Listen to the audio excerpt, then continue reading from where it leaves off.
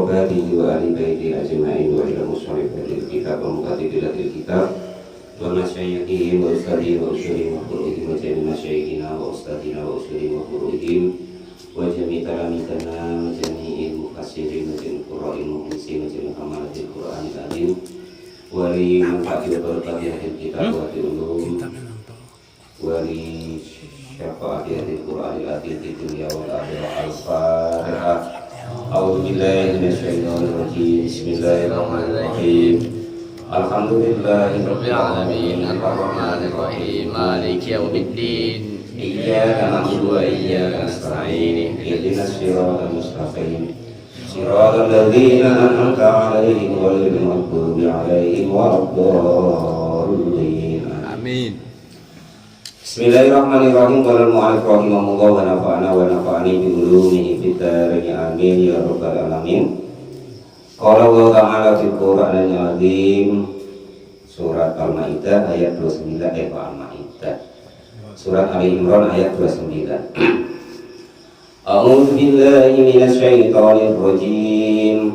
Qul in tukhfu ma fi sudurikum aw tubduhu ya'lamuhu Allah wa ya'lamu ma fis samawati wa ma fil ardh wallahu ala kulli syai'in qadir. Qul katakanlah wahai Muhammad lahum kepada orang-orang yang min dunil mu'minin yang bukan orang Islam atau istilahnya itu kemarin ayat kemarin kan kita tidak boleh mencintai atau cocok dengan orang-orang yang non Islam kan begitu. Nah, terus ayat ini itu menjelaskan walaupun kamu katanya tidak ngomong tidak cocok, tapi ibaratnya kalau hatimu masih ibaratnya itu setuju dengan gawe-gawe dia bahwa Tuhan dia tiga segala macam, yaitu Allah nanti tahu maksudnya ayat ini begitu. Kul katakanlah wahai Muhammad lahum kepada mereka yang masih ngefan kepada non muslim, maksudnya intuhu jika menyamarkan siapa kalian semua ma kepada segala sesuatu fi sudurikum yang ada di dalam hati kalian semua, ai qulubikum artinya hati kalian semua, mimma walatihim artinya senang dengan orang-orang yang tidak baik, orang yang kafir kemarin, autubudu atau menyimpan siapa kalian semua atau menampakkan siapa kalian semua kepada ngefanmu atau kecintaanmu tadi, ayatadaru artinya menampakkan siapa kalian semua, ya'lam maka akan tahu kepada yang kamu simpan atau kamu nampakkan tadi siapa Allah subhanahu wa ta'ala. Jadi andaikan kok kita tuh istilahnya tuh icek-icek gitu loh ya. Wah, adik latih kok ceramah dewek itu macam mana? Tunggu dulu Bapak ngaji dulu ya. Biasanya tidur sore kok tidak tidur sore. Nah, jadi intinya begini, apa yang kita itu icek-icek memang meninggalkan non muslim, cinta ngefans dengan dia atau tidak, atau kita terang-terangan, itu tetap Allah itu tahu. Intinya begitulah. Nah, penjelasannya nanti di aku sendiri. Nah, ya. Wa ya'lamu ma fis samawati wa ma fil ard. Wa ya'lamu dan mengetahui siapa Allah ma segala sesuatu fis samawati yang ada di langit, wa ma dan segala sesuatu fil ardi yang ada di dalam bumi. Kalau kita kan paling melalui penelitian dulu, katanya ada NASA dulu, orang ke bulan dulu baru tahu. Sedangkan Allah memang maha tahu, dia yang buat dan apa segala yang ada di dalam bumi. Walaupun diteliti ini itu meneliti dulu, namun kalau Allah sudah tahu dari semula mulanya ada apa bagaimana, Allah sudah tahu. Contoh tuh begini loh. Siapa ya yang lagi bangun rumah? Mas Kris. Sekarang kita anak bangun rumah itu. Nah itu ketika bangun, mungkin di pojok sana dikasih emas atau dikasih apa, ya kan? Lah itu kan orang lain nggak tahu. Tentu yang tahu itu yang buat. Lah samalah kurang lebih seperti itu. Nah, jadi yang tahu tentang yang di langit dan yang di bumi, yang tahu sebenar-benarnya itu adalah Allah Subhanahu wa Ta'ala. Dia yang buat. Jadi di situ ada apa semua itu dia tahu. Nah, contoh seperti ini kemarin ya kan. Loh, kalau yang nggak tahu kan loh kok ada botolnya. Apa takonya ya kan Pak D? Ketika Bang di mecahi ya kan. Tapi kalau yang buat sudah tahu bahwa itu memang ada botolnya ditaruh di dalam, ini contohnya masih ada. Nah itu katanya begitu. Dan begitulah Allah itu karena yang buat. Jadi Allah Maha tahu apa yang dia buat itu. Dan sudah didesain, direncanakan ibaratnya dari mulai awal, mulai nak dibuat. Itulah yang disebut kodok, ya kan? Perencanaan itu disebut kodok. Lah pelaksanaan daripada perencanaan tadi itu disebut kodar. Nah itu begitu kurang lebihnya. Kalau kita visi dan misi, nah kurang lebih begitu kan. Nah itu seperti itu. Jadi Allah, kita maksudnya tuh begini, kita sampaikan seperti itu supaya kita mudah memahami bahwa Allah tuh Maha tahu atas segala sesuatu. Maksudnya kita sampaikan begitu tadi, kita contohkan begitu supaya kita mudah memahami, supaya kita tuh yakin, kita tuh tahu, benar-benar yakin bahwa memang benar-benar Allah itu Maha tahu. Maksudnya tuh begitu, kita contohkan begitu tadi ya. Jadi apa yang ada di langit, apa yang ada di bumi, dikarenakan Allah yang menciptakan, yang mendesainnya, yang membuat. Jadi Allah sungguh Maha tahu atas segala apa yang di langit dan di bumi.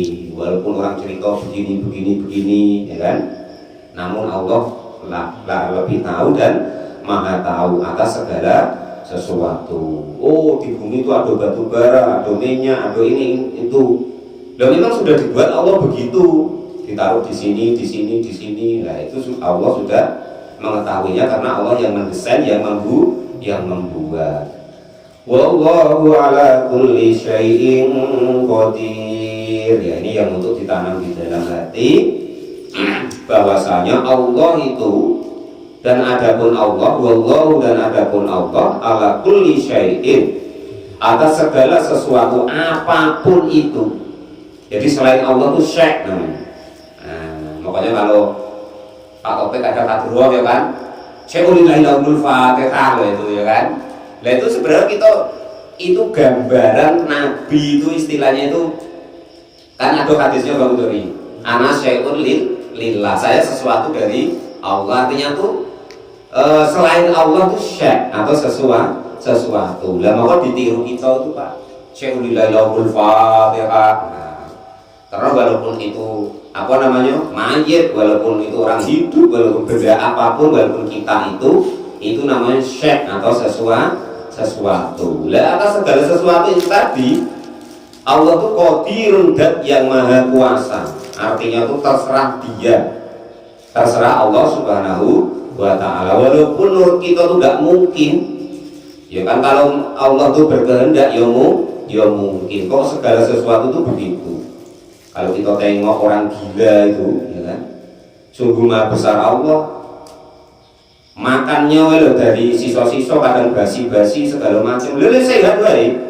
Kalau masalah tubuhnya loh ya nggak sehat itu kan otaknya tadi atau akalnya. Tapi kalau tubuhnya sehat wae, berjalan santai wae. Padahal dia tak makan tak tidak ya kan. Lo tidur di kolong-kolong di pinggir jalan itu santai wae. Itu atas kuasanya Allah Subhanahu wa Ta'ala. Kadang kita malah kalah. Dan kita terjun dikit wae. Wah, kenapa lemes, belum sarapan? Loh dia santai wae jalan.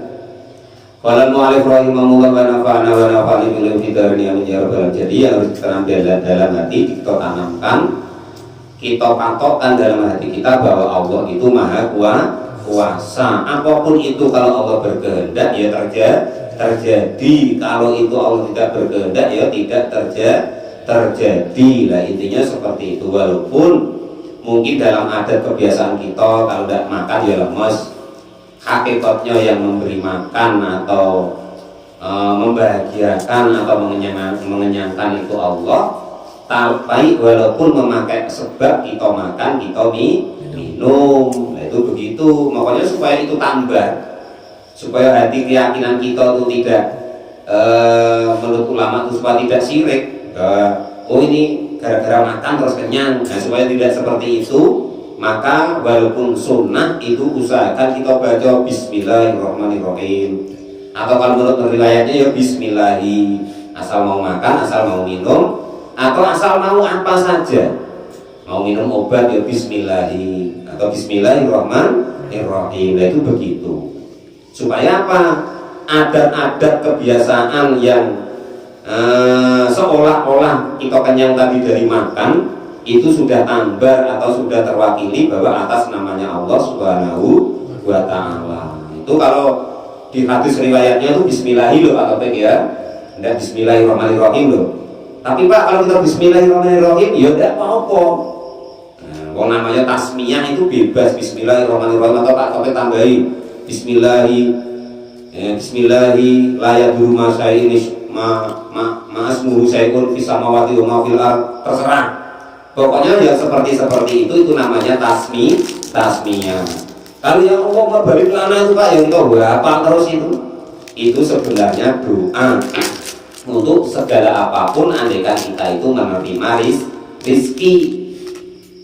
Apapun keadaannya kok kita dapat rizki, itu doanya Allahumma barik lana fi ma razaqtana wa qina adzabannar. Itu sebenarnya begitu. Karena makan itu termasuk mendapat rizki dari Allah. Ya ulama kita ngajari setiap mau makan Allahumma barik lana. Nah itu loh Pak Taufik sebenarnya urusannya itu begitu.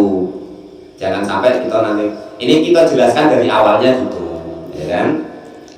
Boleh, Pak kita cari dalilnya kok nggak ada. Mau makan tuh kok Allahumma barik lana. Ya memang nggak ketemu Pak.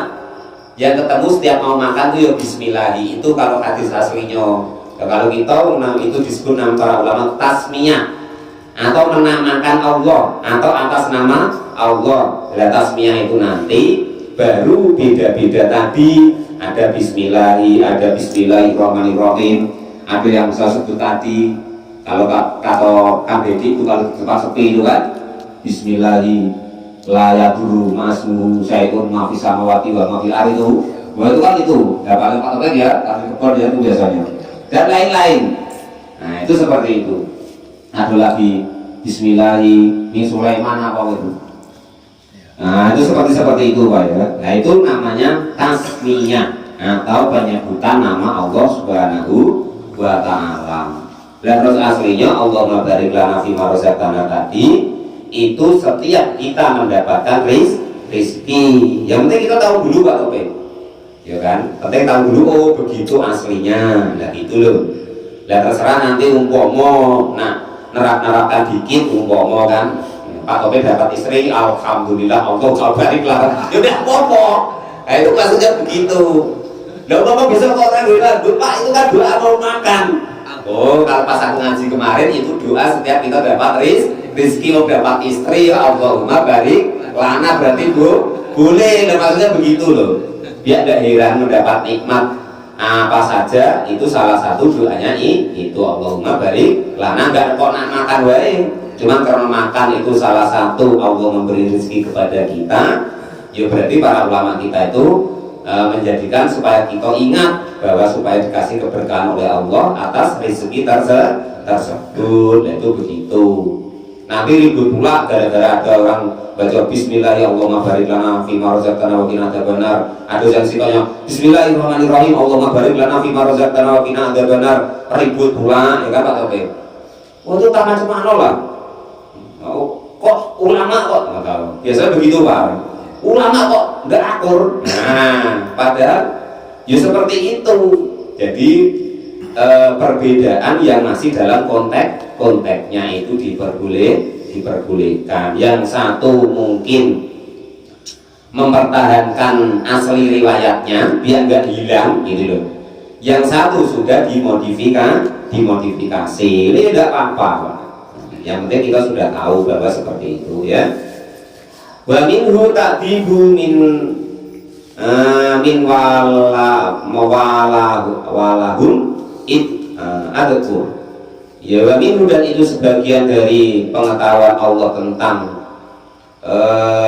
istilahnya itu hatinya itu condong kepada orang kafir atau tidak, ngefans cinta kepada orang kafir atau tidak, itu ta'dibu min walahum, yaitu mencintai orang yang dicintainya di dalam hati, cintanian atau tidak, ngefanian atau tidak. Nah, itu nurut nian apa tidak, itu yang tahu hanya Allah Subhanahu wa ta'ala. Yang nampak ataupun yang tidak nampak, itu yang tahu hanya Allah Subhanahu wa ta'ala. Yauma tajidu kullu nafsin ma amilat min khairin muhdara wa ma amilat min su'in tawaddu law anna bainaha wa bainahu amadan ba'ida wa yuhadzirukumullahu nafsahu wallahu ra'ufun bil ibad. Yauma tajidu, di dalam hari yang menemukan siapa kullu nafsin, tiap-tiap seseorang, maka kepada amal-amalnya amilat, yang mengerjakan siapa seseorang tadi kepada amalnya, kenyataannya min khairin, dari amal yang baik, muhdharron, maka akan menghadirkan siapa Allah. Wama, dan segala sesuatu amilat yang mengerjakan siapa seseorang atau nafsu tadi, mingsuin, dari amal yang tidak baik atau jelek. Mubtadaun, depan tadi itu mubtada, khobarnya itu tawaddu, akan menerima lau anna bainaha, jika sesungguhnya antara kebaikan dan kejelekan, wa bainahu, dan antara amalnya amat, dan di dalam waktu ba'i, dan yang lama. Artinya begini, jadi dalam ayat ini itu diterangkan bahwasanya siapapun itu besok yang sudah di dunia ini itu mau berbuat perbuatan baik, itu akan diberikan oleh Allah Subhanahu wa ta'ala, walaupun sedikit. Dan setiap siapapun itu yang mau berbuat yang baik menurut perintah Allah dan Rasulnya, ya amalnya nanti akan dihadirkan atau diberikan kepada orang tersebut. Nah, kalau di dalam tafsir Sawi ini dimulai dari di alam kubur. Umpama amal manusia itu kok amalnya baik, itu nanti akan dihadirkan oleh Allah berupa entah seseorang, entah kebendoan yang baik atau yang orang yang ganteng atau cantik. Dan andaikan kok amal itu tidak baik, itu akan dihadirkan oleh Allah ketika dia sudah meninggal nanti, di dalam keadaan yang tidak baik, jelek lah pokoknya, menakutkan lah begitu. Wa yuhadzirukumullahu nafsa, wa yuhadziru, dan akan menghadirkan atau menimpakan kepada kalian semua siapa Allah nafsahu, kepada dirinya, karrara, mengulang-ulangi siapa Allah, litakidi, supaya kalian percaya atau untuk penguat. Wallahu, dan adapun Allah itu raufun, yang maha mengetahui, bil ibadi, dengan hambanya. Kata-kata rauf itu begini, amal baik ya dibalas baik, buruk ya dibalas buruk. Nah, itu rauf itu begitu.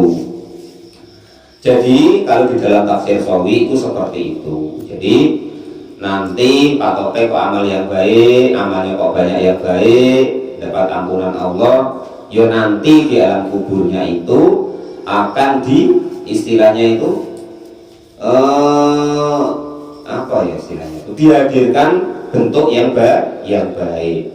Kalau orang itu amalnya kok tidak baik, akan dihadirkan bentuk yang tidak baik. Dalam tafsir Sawi, qauluhu amadan baida itu artinya itu amal-amal itu akan diberikan dan dihubungkan dengan ayat wa nahsurul muttaqina ila rahmani wafda, itu begitu. Jadi amal yang baik tadi, orang yang amalnya baik di dunia, itu tugas amalnya itu nanti setelah diwujudkan yang baik oleh Allah tadi, itu akan menggendongnya. Nah, itu maksudnya begitu. Atau menuntunnya. Lah berbeda kalau menurut berhubungan dengan ayat ini. Wa nahsurul muttaqina ila rahmani wafda, wa nahsur, dan akan dikumpulkan siapa al muttaqina, orang-orang yang takwa, ila rahmani, kehadiratnya Allah yang Maha Rahman, wafda, dalam keadaan naik kendaraan. Nah itu begitu.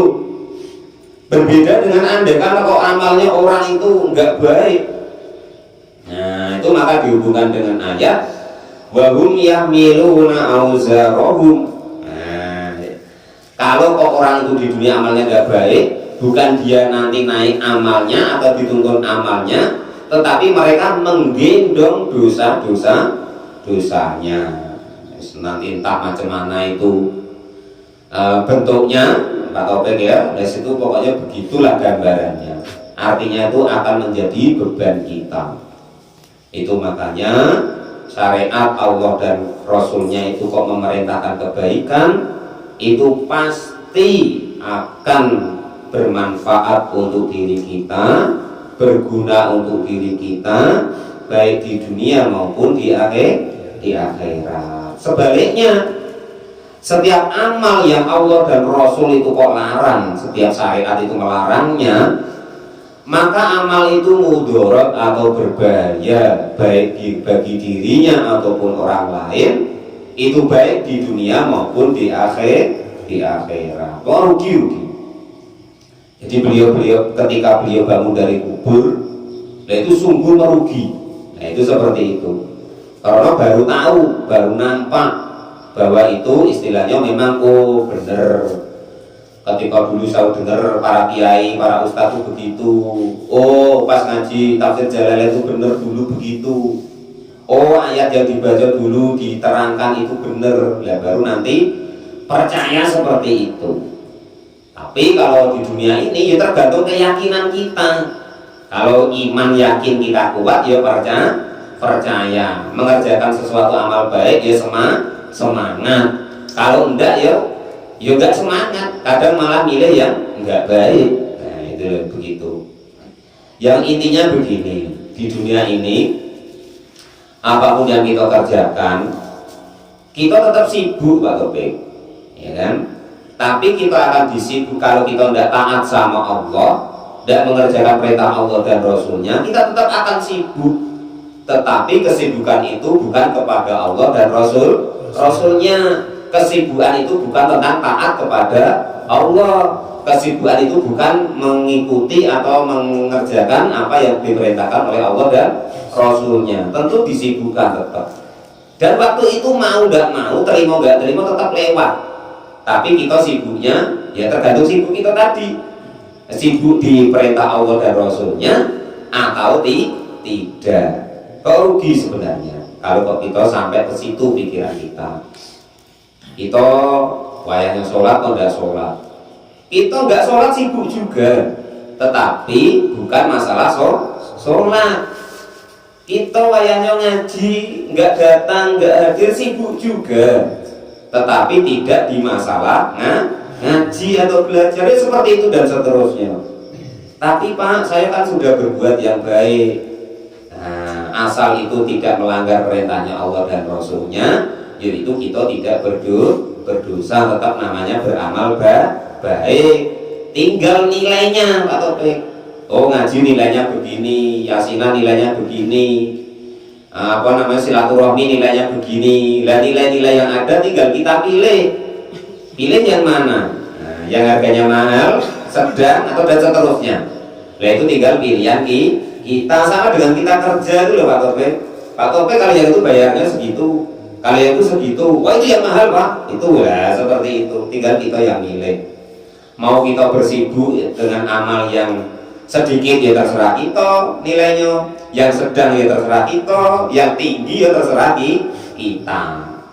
Ya, cuman biasanya kalau Pak Topik kalau masalah duit, ya milih yang tinggi.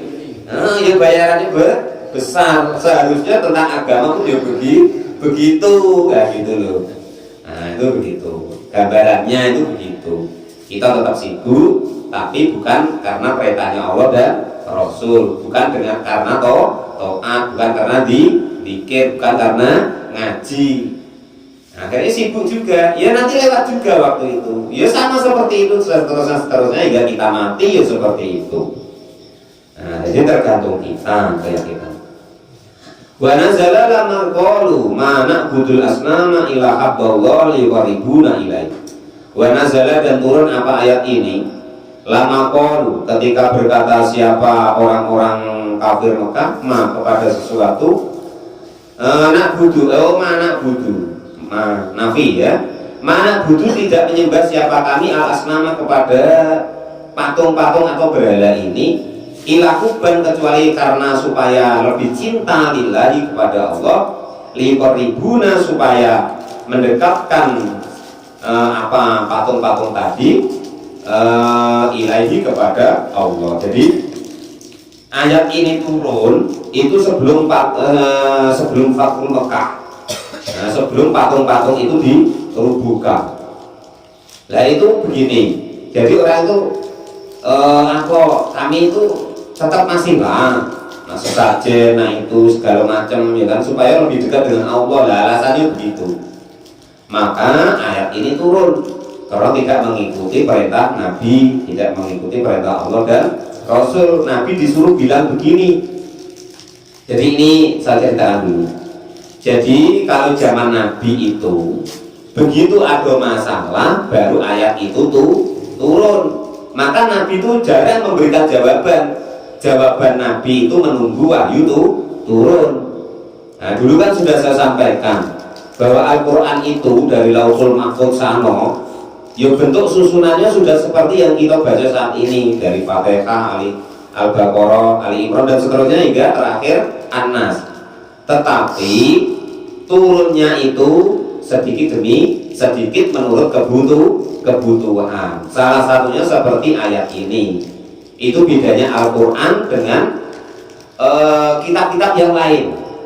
Kalau kitab-kitab yang lain itu asal itu langsung Taurat ya, Taurat jeblok, Taurat ibaratnya. Injil ya begitu jeblok, Injil utuh. Beda dengan Al-Quran, utuhnya tuh di Lauhul Mahfuz, dibawa ke dunia ini kepada Nabi itu sesuai dengan kebutuhan. Salah satunya ini alasan orang-orang kafir dulu atau yang sudah Islam tapi imannya masih lemah dan masih ngopelin patung atau berhala. Nah, zaman itu ya, maka Nabi disuruh bilang kepada orang itu, dia alasannya begini, patung-patung ini wahai Nabi ini supaya saya itu lebih dekat dengan Allah lewat ibaratnya media patung. Nah gambarannya begitulah omongan orang itu. Maka Nabi dikasih wahyu oleh Allah, qul in kuntum tuhibbunallaha fattabi'uni yuhibbukumullah wa yaghfir dzunubakum wallahu ghafurur rahim. Qul ati'ullaha war-rasul fa in tawallaw fa innallaha la yuhibbul kafirin.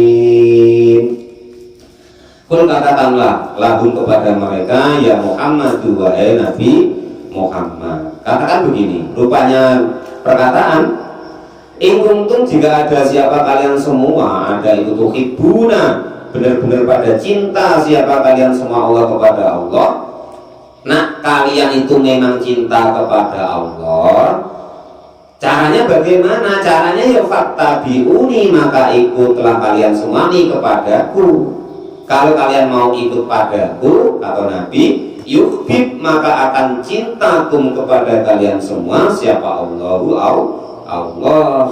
Jadi Nabi mengatakan kepada orang-orang atau umat tersebut, kamu kalau memang cinta kepada Allah, rumusnya satu, kata Nabi menurut ayat ini, kamu cinta aku saja, ikuti aku, fatabi'uni, ikuti aku, yuhibkum, cintai aku. Lah itu kata Nabi, mencintai Nabi. Bimakna annahu yusibakum, bermakna dengan makna ayat ini yusibakum artinya memberi pahala atau membalas siapa Allah pun kepada kalian semua. Lah terus yang didapatkan lagi, andaikan mau ikut Nabi, mencintai Nabi, yakfir dan mengampuni siapa Allah lakum kepada kalian semua, mengampuni dulu bakum kepada dosa-dosa kalian semua. Nah, jadi efek andaikan kita itu mau mengikuti Nabi, suruh sholat ya sholat, suruh ngaji ya ngaji, suruh sedekah-sedekah, suruh jamaah-jamaah, pokoknya mengikuti Nabi lah dan mencintai Nabi, itu efek yang diberikan oleh Allah akan diganti oleh Allah dan akan diampuni dosanya oleh Allah Subhanahu wa ta'ala.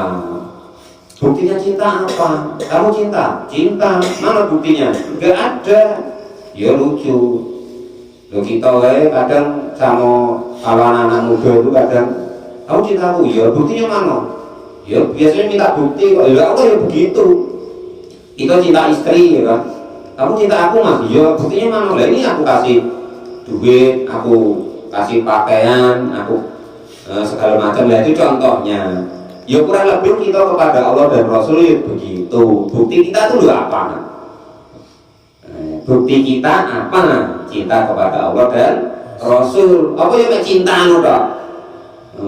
Cinta udah. Lah kalau orang sekarang kewenangan cinta itu sama begitu ya, dengan Allah itu kewenangan percaya udah ya seperti itu, suruh makan percaya gitu, kurang lebih ya begitu.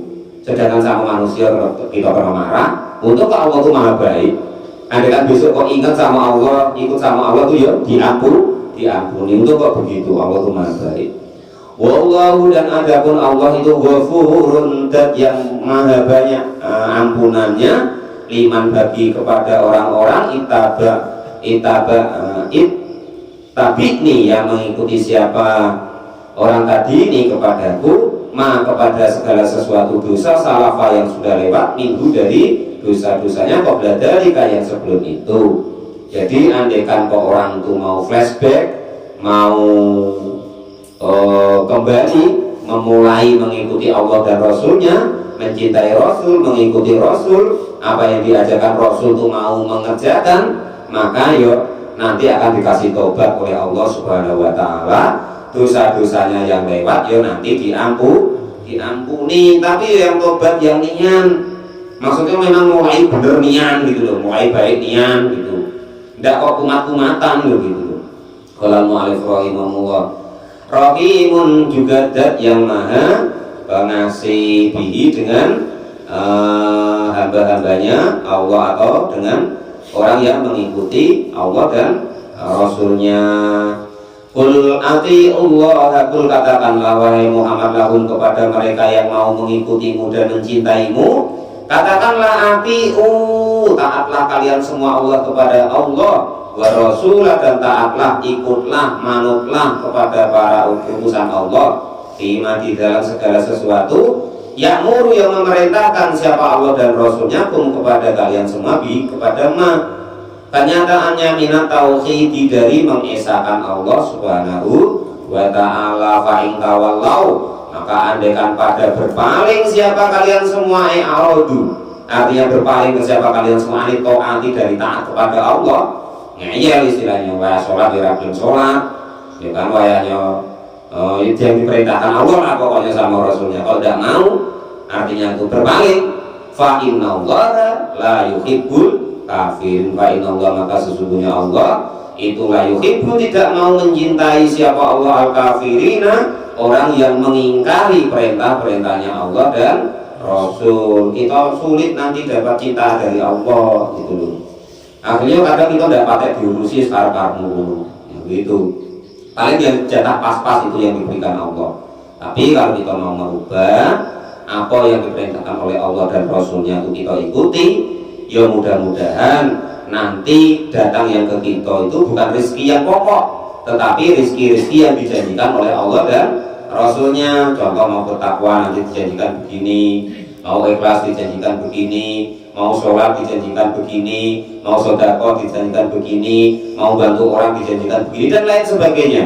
Maka yang datang kepada kita itu rezeki min haitsu la yahtasib, rezeki yang tidak disangka-sangka. Kalau kita kerja kan sudah disangka, oh nanti gajinya sekian. Nah itu enggak tentu, pokoknya nanti dikasih sama Allah yang tanpa kita sangka. Fihi iqamatun dhairu, fihi ada pun ayat ini itu iqamatun untuk menegakkan ad-dhairu, isim dohir, untuk menegakkan isim dohir, maqamul mudmari kepada kedudukan isim domir. Aila yuhibbuhum bimakna anahu yu'aqibuhum, artinya akan maksudnya tidak mencintai itu, yu'aqibuhum artinya Allah akan menyiksa mereka. Inna Allah astafa Adam wa Nuha wa ala Ibrahim wa ala Imran ala alamin dzurriyyatan ba'duha min ba'd wallahu sami'un alim. إذ قالت امرأة إمران رب إني نذرت لك ما في بطني محررا فتقبل مني إنك أنت السميع العليم. صدق الله العظيم. إن الله اصطفى آدم ونوحا